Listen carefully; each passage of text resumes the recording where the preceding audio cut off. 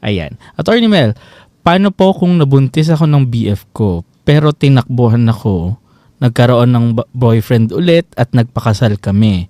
Nanganak ako pero inako ng BF ko ang bata. Pwede bang apelyido ng mister ko na ngayon ang bata kahit hindi niya anak? Sagot yan, hindi ho pwede. Anak niyo po iyan, ang tatay niya po buhay pa. Maaring galit na galit kayo sa tatay niyan, pero tatay po iyon. Kaya po, ginagalang po ng korte o ng batas ang pagkatatay ng tatay. Bagamat illegitimate child siya at walang parental authority si tatay, tatay pa rin po iyan. Maililigay niyo lang po ang apelido ng batang yan sa apelido ng inyong asawa na ba? Asawa niyo ngayon kung a-adapt nitong bagong asawa niyo ang bata. Kaya lang po sa pag-a-adapt, kailangan nyo ang written consent ng tunay na tatay. At kung sabihin ng tunay na tatay, ayokong pa-adapt yung anak ko. Anong reason mo? Kasi pangit ka. Okay na rin po yun. Yeah. Wala po. The wisdom of a negative reply cannot be questioned. Kahit na ano po reason. Kasi po, tatay iyon. So, importante po ngayon, kung gusto nyo wala na talagang karapatan yung tatay na yan, sapagkat hindi naman nagtatayan, di ba? Pa-terminate nyo na rin po yung parental authority. Tanggalin nyo, wala pala siyang parental authority kasi illegitimate child. Wala na po siyang parental authority, kaya lang sabi lang po ng batas natin, in adoption, you need the consent of the very specific dyan biological father. As in, biological father. Ano po ang biological father? Kasi kung hindi niya gugustuhin, hindi niyo po mapapadap, hindi niyo po mapapagamit yung apelido nung bago niyong asawa. Sorry na lang po. Pero pwede po siyang humingi ng support din. Siyempre naman. Kasi ang support ng illegitimate child, hindi po nakasalalay kung kasal yung mga magulang. Basta't nanganak po ang bata, ang babae, dapat pong suportahan ni tatay. At kung hindi suportahan ni tatay pero kaya niya namang suportahan pero ayaw niyang suportahan, pakulong niyo na lang po. Bawsi yan.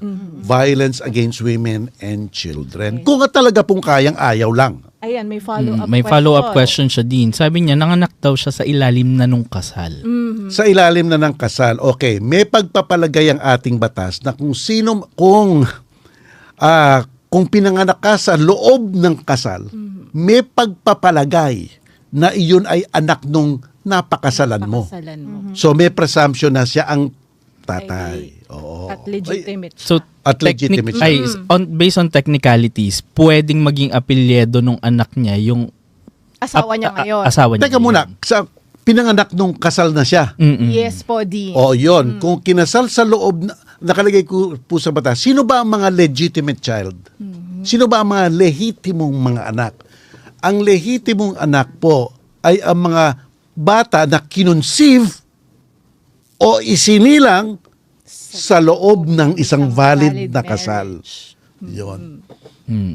So, pwede. Pwede. Pero ngayon. Pero kung may pwede niyang magko-contest. gamitin yung surname ng ngayon, asawa. ayon sa Ong versus CA, ba yun yung latest ni Justice Leonin? Kasi po noon, ang bata, hindi niya pwedeng sabihin, hindi kita tatay. Only the husband, di ba, can say that. Pero ngayon po, may bagong desisyon ng Korte Suprema na basta't yung bata naging of age, pwede niyang sabihin, pwede niyang impugn ang sarili niyang legitimacy. Tek mo na, hindi kita tatay Di ba yung tatay ko, yung yung nanalo sa loto. O di ba? Pwede di ba? Di ba? Pwede po. Basta't nagkaroon na ng of age yan at na-discover ng bata na ibang DNA ko sa iyo Kasi po itong rule natin sa DNA. Basta ang DNA ng tatay at ng bata hindi nagmamatch. Hindi ho nagmamatch. Sabi ng ating Korte Suprema, it is a conclusive proof. Conclusive na po yon of non-filiation. Pero kung nagmamatch po ang kanilang DNA pero 99.9%, it is refutable presumption. Ibig sabihin na titibag.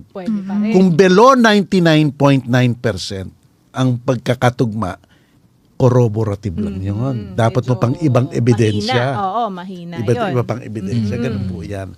So, may pagpapalagay po nakalagay sa batas natin na ang batang isinilang sa loob ng isang valid na kasal ay siyang anak nung dalawang kinasal. Ayan. So, eto, Clarissa, bibigyan... Oo. Pero pakita mo lahat ng dokumento sa iyong mga abogado. Sa abogado mo, ha?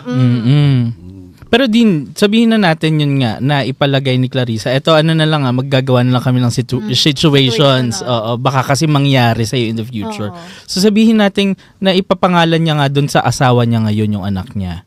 Pwede bang, tapos nalaman nung ex na yung anak niya dun sa ex niya, naka-apelyedo dun sa bago niyang asawa. Walang personality yung ex niya na impugn. Kasi ang pwede lang mag-impugn sa bata, ang pwede lang magsabi na hindi kita anak, yung lumalabas na tatay in the eyes of the law, okay, sinabi nga ng Korte Supremo yung bata mismo.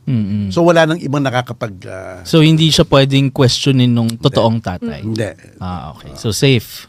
Pero paglaki ng anak niya, Pwede na niyang papalitan. pwede kasi alam Pero mo... hindi sila pwede magpasustento dun sa hindi ka pwede ngayon makapagsustento dun sa tunay na biological father kasi in the eyes of the law, ang tatay yung asawa mo. yung pinakasinal.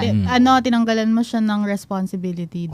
Tinanggalan mo. Ako kung ako ganyan, alam nyo, suggestion ko, kung ako po yan, suggestion ko, hindi ko pa ko-complicate Kung sino ang tatay, siyang tatay. Kaya lang meron tayong presumption of the law.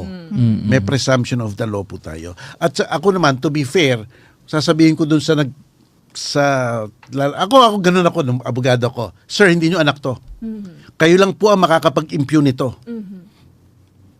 For the paramount interest of this child, dapat kilala niya ang tunay na tatay niya.